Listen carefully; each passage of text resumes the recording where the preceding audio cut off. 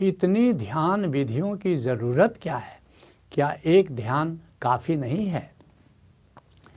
पहले आओ जानते हैं कि ध्यान क्या है। इसके बारे में 7 मुख्य बिंदुओं पर मैं प्रकाश डालना चाहूँगा। पहली बात कि निराकार के प्रति जागना ध्यान है। कई बार तुमने मुझसे सुना होगा, बिना निराकार को जाने ध्यान नहीं हो सकता। निराकार क्या है?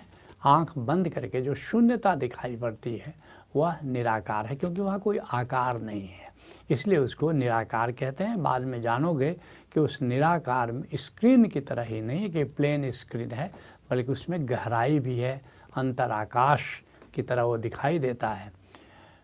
दूसरा मुख्य बिंदु है कि ये ध्यान अपने आप में स्वतंत्र साधना नहीं है।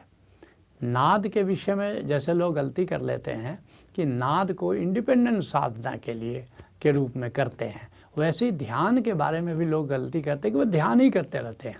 वो ध्यान साध्य नहीं है, ध्यान भी एक पड़ाव है, ध्यान भी एक साधन है। जैसे अष्टांगिक योग है पतंजलि का, तो उसमें ये 7वां चरण ध्यान का आता है। पहले यम है, नियम है, आसन है, प्राणायाम है, प्रत्याहार है, धारणा है, तब 7वां चरण के रूप में ध्यान आता है। लेकिन इसके बाद समाधि है। ऐसा नहीं कि ध्यान, क्योंकि ध्यान है क्या? ध्यान है जैसे तुम खेती करते हो तो खेत को ट्रैक्टर से तुमने जोता, ये साफ किया, या जैसे मान लो किसी को भोजन पर तुमने निमंत्रित किया तो बर्तन अपना साफ करते हो। लेकिन बर्तन साफ करना तो कोई अपने आप में उद्देश्य नहीं है। आखिर उसमें खाना परोसोगे, खिलाओगे किसी को, वहाँ बर्तन सब की सफाई पर तो नहीं रुकोगे। तो ध्यान चेतना की सफाई है, और ये साधना में एक चरण है, ये साध्य नहीं है, ये कोई मंजिल नहीं है। जो तीसरी बात मैं कहना चाहूँगा कि ये जो ध्यान है ये साक्षी का एक सोपान है। कोई साक्षी की साधना ठीक है, वो कर सकते हो। साक्षी की साधना में आत्मस्मरण के साथ तुम संसार के कर्म करते हो, तो आत्मस्मरण के लिए आत्मा को जानना जरूरी है, आत्मज्ञान होना चाहिए, तभी तुम साक्षी हो सकते हो। तो बिना ध्यान के आत्मज्ञान नहीं होगा। तो ध्यान एक चरण के रूप में है, साक्षी का एक सोपान कह लो। इसी तरह ध्यान समाधि का सोपान है। जैसे मैंने कहा अष्टांग योग में ध्यान के बाद समाधि है, तो उसका एक सोपान है, तुम्हें ध्यान पर रुकना नहीं है। ओशो कहते ध्यान पूर्वार्ध है, समाधि उत्तरार्ध है। तो तुमको समाधि का एक सोपान के रूप में ध्यान को लेना है। और फिर क्या है, ये जो ध्यान है ये सुरति का सोपान है। जैसे कबीर साहब की बात हम लोग कह रहे थे कि ये जो सुरति है, वो सुरति क्या है? ये शब्द का स्मरण है। ये बहिराकाश का जब ध्यान करते हो और फिर अंतराकाश का जब ध्यान करते हो, तो ये सुरति बहिराकाश से अंतराकाश का जो झूला की तरह है, तो इसका सोपान है, वो है ध्यान। उसी तरह से ध्यान सुमिरन का सोपान है। जो छठा बिंदु है वो ये सुमिरन का सोपान है। जैसे हरि सुमिरन करते हो तो हरि सुमिरन में ध्यान एक सोपान है। उसी तरह से ध्यान उत्सव का एक सोपान है। इसलिए तुम देखोगे ओशो ने जितनी भी ध्यान विधियाँ दी हैं, करीब करीब सभी विधियों के अंत में वो उत्सव मनाते हैं। उत्सव मनाते हैं क्योंकि जब एक बार ध्यान की शांति से तुम परिचित होते हो तो वहाँ पर रुकना नहीं है, इस शांति को उत्सव में बदल दो, नहीं तो इससे एक नीरसता आएगी। तो इसलिए इसको सोपान की तरह लेना है, ये मुख्य बात है। और फिर अब ध्यान की विधियाँ क्या है, क्योंकि तुम्हारा प्रश्न ध्यान की विधियों से संबंधित है, तो इस पर भी 7 मुख्य बिंदु हम जानते हैं। जो पहली बात है कि ये सारी विधियाँ जो ध्यान की विधियाँ हैं वो एक तरह से निराकार में प्रवेश का मार्ग है। असली ध्यान तो घटित होगा निराकार में जा कर के, लेकिन निराकार में जाने के पहले हम किसी न किसी मार्ग का अनुसरण करते हैं और उसी को हम ध्यान की विधि कहते हैं। तो ये सारी विधियाँ जो हैं वो निराकार में प्रवेश का मार्ग है। जो दूसरा मुख्य बिंदु है इसमें विधियों में कि ध्यान के पूर्व सांसों की समस्वरता आवश्यक है। जैसे सक्रिय ध्यान कर रहे हो, अगर तुम्हारी दोनों सांस ईड़ा पिंगला कह लो या स्त्री पुरुष कह लो या सूर्य और चंद्र नाड़ी कह लो, तो ये दोनों स्वर जो चलते हैं बाईं नासिका से दाहिनी नासिका से, तो केवल अगर बायां स्वर ही ज़्यादा चले तो तुम ध्यान में नहीं जा सकते, या केवल दाहिना स्वर ही ज़्यादा चले तो नहीं जा सकते। दोनों को समस्वरता करना बहुत बहुत ज़रूरी, दोनों को संतुलित करना बहुत ज़रूरी है। तो ध्यान की विधि में इसको भी हमें लेना पड़ता है। जो तीसरा मुख्य बिंदु है कि ध्यान के पूर्व ऊर्जा के ऊर्ध्वगमन का उपाय ज़रूरी है। ऊर्जा को ऊर्ध्वगमित, क्योंकि ध्यान में अल्टीमेटली हमारी ऊर्जा सहस्रार पर जानी चाहिए। तो इसलिए देखोगे कि ओशो ने जितनी भी ध्यान विधियाँ दी उसमें ऊर्जा को जगाने के लिए उस विधि में रखा, जैसे सक्रिय ध्यान है। अब जो पहला ही चरण में देखोगे कि खूब ज़्यादा उसमें व्यायाम है और खूब ज़्यादा ऊर्जा को जगाया जाता है। करीब करीब ओशो के प्रत्येक ध्यान की विधि में तुम देखोगे कि ऊर्जा जगाने के लिए कुछ प्रयत्न है। जो चौथा मुख्य बिंदु है वह ध्यान के पूर्व चित्त की शांति आवश्यक है। अगर चित्त अशांत है तो निराकार में मन ठहरेगा नहीं, तो चित्त की शांति बहुत ज़रूरी है। जो पांचवा बिंदु है कि ध्यान के पूर्व शरीर की शिथिलता, शरीर का विश्राम आवश्यक है। अगर शरीर हिलेगा डुलेगा तो फिर विचार चलेंगे और फिर ध्यान टूट जाएगा। तो इसलिए शरीर की शिथिलता बहुत ज़रूरी है, शरीर का विश्राम बहुत ज़रूरी है। ऐसे ही जो छठा बिंदु है, ध्यान के पूर्व शरीर का संतुलन आवश्यक है। अगर तुम्हारा शरीर संतुलित नहीं है, बाएं ज़्यादा झुका है अथवा दाएं ज़्यादा झुका है, तो फिर ऊर्जा ऊर्ध्वगमित नहीं होगी। तो इसलिए संतुलन बहुत ज़रूरी है। और जो सातवां मुख्य बिंदु है कि ध्यान के अंत में उत्सव आवश्यक है, नहीं तो एक प्रकार की गंभीरता तुमको घेरेगी। स्वयं गुरु गोरखनाथ, इनके नाम पर कहा जाता है कि इतनी विधियाँ दी कि गोरख धंधा एक फ्रेज ही, एक मुहावरा भी बन गया। तो वे स्वयं कहते हैं, हंसीबा खेलीबा धरीबा ध्यानम।